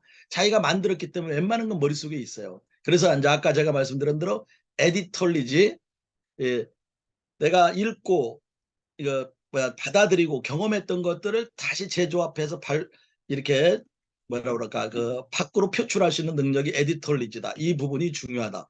그래서 대한민국 미래 교육이 결국 이렇게 가야 된다. 행복 공부가 재밌다. 그다음에 뭐 나름대로 체화가 돼야 된다. 그다음에 목적이 명확해야 된다. 이런 식으로 교육이 가야 된다. 이렇게 이제 제가 내려왔고요. 그래서 이제 포럼에서 그런 활동을 하고 있고 앞으로 이제 아마 이쪽 기관하고도 같이 좋은 연계가 될 것 같고요. 마지막으로 해밍웨이뿐만 아니라 가족들이 다 자살합니다. 이게 이유가 뭐냐? 자식을 불행과 파탄으로 몰아든 아버지는 의사입니다. 엄마는 성악과 교사입니다. 개성이 강해요. 그래가지고 뭔가 해밍웨이의 끼를 발휘할 수 있는 데 있어서 우리 교육이 그런 식이에요. 옛날 스카이캐슬도 보셨지만 엄마들이 너무 똑똑하다 보면 아이들을요. 정말 아이들 행복한 교육이 아니라 파탄으로 몰아가 버리는 경우들이 많아요. 그런데 또 반대로 자 요것만 한번 하고 마칠게요. 문초희 선생님 한번 읽어주실래요? 자녀에게 부모의 말 한마디는 그 자체가 미래에 대한 예언이다. 존 F. 케네디도 그 아버지의 예언에 따라 미국의 대통령이 되었고 고려의 태조 왕건도 그러했다. 자녀에게 값비싼 물건이나 재산을 남기려 하지 말고 마음에 평생 지워지지 않을 빛나는 예언을 남겨라. 오늘 당신이 무심코 내뱉은 한마디가 자녀의 일생을 결정한다. 예. 자, 중지하겠습니다. 제가 이제 마지막에 우리 여기 어머님들이고 강사분들이기 때문에 자녀에게 어떤 말을 할 것이냐. 언어가 그 자녀의 미래를 만들어갈 수 있거든요. 그래서 그만큼 중요하고 어쨌든 제가 처음에는 죄송하게 잘못 알아서 2시간짜리로 착각을 해가지고 강의안을 만들다 보니까 내용이 좀 많았어요. 그리고 처음이다 보니까 좀 욕심부려서 하다 보니까 좀 시간이 오버됐는데 일단은 잘 전달됐는지 모르겠고 한 몇 분만 한 두세 명 정도만 약간 오늘 강의 들은 소감이랑 나누는 것 좀 하고 한 1, 2분 정도만 적습게 한 2분 정도만 그렇게 하고 제가 마무리를 해볼게요. 혹시 그냥 네네. 예, 그냥 원하시는 분이 먼저 화면 열고 김경숙 선생님 먼저 한번 해보시겠습니까? 그냥 느낀 점 소감.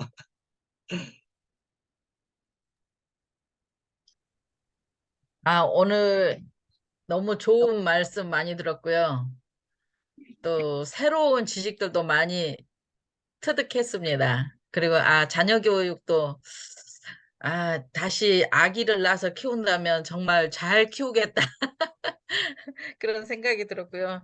그래서 자기 주도 학습 정말 자기가 원하는 자기의 인생을 살아가는 그런 교육 또 그러한 삶 정말 그렇게 되어야 된다고 생각합니다. 그래서 좋은 강의 감사합니다. 아이고 감사합니다. 그 나석준 선생님이나 양승열 선생님 두 분 중에 한 분이 혹시 또 나석준 선생님. 예, 제가 강의 오늘 잘 들었고, 저도 기질 학교부터 뭐 비전 선언문 이런 거를 20년 전에 소개를 받아 좀 진행을 해봤는데, 뭐 예예. 얘기를 듣다 보니까 갖고 계신 그런 어떤 것들을 또 저도 역시 인풋을 또 하고 있더라고요. 그러니까 예. 부모의 입장에서 제가 제 스스로가 되지 않는데 아이들한테 무엇인가를 해줄 수 있다는 것이 이게 아까 말씀하신 대로 좀 어폐가 있고 그래서 저부터 지금 덕업일치를 하고 있는가에 대해서도 질문하면서 계속 고민을 하고 우리 자녀들을 어떻게 키우겠다기보다 저부터 좀 이 강의를 통해서 이 만남을 통해서 변화를 해야 되겠다는 그런 도전을 받는 시간이었습니다. 감사합니다. 아이고 감사합니다. 감사합니다. 아이고 양승열 선생님도 열어주셨는데. 예.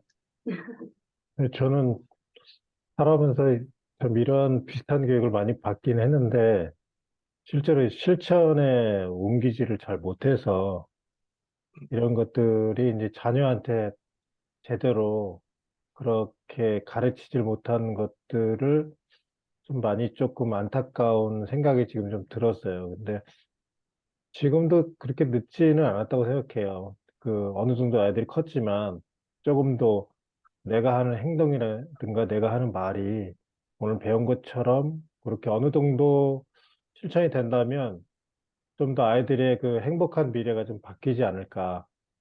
이렇게 한번 실천을 해보도록 좀 노력을 좀 해보겠습니다. 아이고, 감사합니다. 죄송합니다. 유선희 선생님까지만 듣고 마무리할게요. 유선희 선생님 워낙 또 열심히 들어주셔서 화난다고. 조금 전에 애기 아빠가 말을 다 해가지고. 아, 좋으시구나. 몰랐네요. 네. 이번에 같이 듣자고 해서 같이 해줘서 너무 좋고요. 아무리 들어도 맨날 다시 전달하는 과정에서 맨날 다 빼먹고 그래서 무조건 같이 하자고 했는데, 참 오늘 이렇게 좋은 수업을 함께 해서 되게 좋고, 그동안 계속 했던 거 다 좋은 말씀인데 정신없이 들어가서 기억에 남는 거는, 우리 지금 이제 현재는 둘 다 아이는 대학생이고, 중3인 딸 아이가 있는데, 바쁘다는 핑계로 또 알아서 한다고 하니까 그냥 믿어준다는 핑계로 너무 방치했던 것 같은데, 다시 한번 우리 아이가 네가 설레고 떨리고 뭐 할 때 제일 두근거릴까부터 시작해서 그 아이 오늘 말씀처럼 꿈과 비전 또 직업과 전공 대학을 목표로 삼는 그런 그 플랜을 하나하나 짜가봐야겠다 이런 게 네, 마음에 새겨지는 귀한 시간이었습니다. 감사합니다. 네. 우리 너무 좋은 강의를 해주신 우리 조원식 강사님께 다 같이 힘차게 박수 한번 쳐드리겠습니다. 감사합니다. 네. 오늘은 요것으로 마무리를 하고 제가 잠깐 이제 광고를 하고 마칠게요. 네, 오늘은 학습하는 자녀 만들기 조원식 강사님께서 강의로 너무 수고해 주셨고요. 다음 주는 행복 자녀 만들기라는 강의 주제로 우리 김지연 강사님께서 강의를 해 주실 건데, 김지연 강사님은 아세아 연합대학교 신학대학교 상담대학원을 졸업을 하셨고, 그다음에 개인과 이제 단체에서 상담을 많이 진행하신 분이시니까 다음 주도 유익한 시간 이제 기대할 수 있을 것 같아요. 그리고 또 하나 이제 광고가 있는데, 제가 잠깐 화면을 이제 공유를 하고, 저희가 이 명품 자녀 만교실은 사단법인 희망도서관이라는 이제 기관에서 같이 이제 진행을 하는 건데, 저희가 이제 사단법인 희망도서관은 책으로 전 세계 사람들한테 이제 꿈을 선물하는 일을 해요. 그래서 여러 가지 교육과정을 운영하고 있는데, 대표적인 교육과정 중 하나가 품성 독서 경영 과정이라는 게 있거든요. 이 품성 독서는 요즘은 이제 아이들 교육에 있어서도 많이 중요시되는 게 인성이잖아요. 그래서 이 인성을 교육하기 위해서는 정말 필수적인 요소 중에 하나가 품성이거든요. 품성은 살아가는 데 필요한 12가지 이제 기본 덕목들이 있는데, 좀 이제 예를 들어서 언급하자면 정의, 절제, 열정 이런 것들이 있어요. 그래서 요 이제 기본 품성 덕목들을 책으로 함께 강의를 듣고 독서로 공부를 하는 그 6주간의 이제 교육 과정인데, 교육 일정은 저희가 6월 8일 목요일 저녁 8시부터 이제 10시까지 이제 6주 동안 운영을 하거든요. 그래서 저희 이제 희망도서관의 대표이시자 따뜻한 협상이라는 책을 내신 이창준 대표님께서 6주 동안 같이 케어를 해주시고 강의를 해주시면서 네, 책을 통해 품성을 깊이 있게 공부하는 시간을 가질 건데, 교재 및 자격증 포함해서 30만 원이고요. 여기 대상자는 어떤 이제 회사에서 성과를 내고 싶은 사람, 그리고 가정에서 우리 아이들을 정말 품성으로 잘 양육시키고 싶으신 분들, 그리고 이제 강사분들도 이제 많이 해당이 되고요. 네, 저는 이게 여기까지 이제 하고 혹시 이창준 대표님께서 추가 설명 보충해 주시면 많이 참고를 하실 수 있으실 것 같아요. 예. 네. 네. 네네.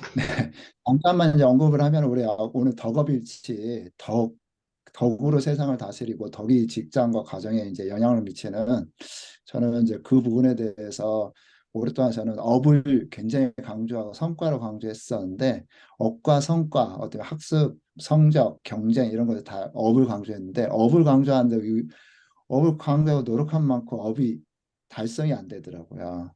이렇게 덕이 필요합니다. 그래서 덕과 업을 할 수 있는, 그래서 원리와 거기에 대한 스킬을 같이 배울 수 있는 방법은 독서를 통해서 배우는 거더라고요. 그래서 삶의 원칙들을 삶 가운데, 관계 가운데, 그리고 또 나의 의미 있는 인생 가운데 어떻게 영향력을 미칠 것인가에 대한 것들을 같이 고민하면서 나누는 시간들이니까요. 같이 했으면 너무 감사하겠습니다. 네, 제가 요거 신청 광고를 저희 명품자녀 맘교실 1기 단톡방에 이제 업로드 할게요. 그래서 혹시 한번 정보를 확인해 보시고 궁금하신 분들은 저에게 개인적으로 문의를 해주시면 친절하게 안내해 드리도록 하겠습니다. 네, 오늘 다들 너무 고생하셨고요. 오늘은 이것으로 마치는 것으로 하겠습니다. 네, 감사합니다. 감사합니다. 수고하셨습니다.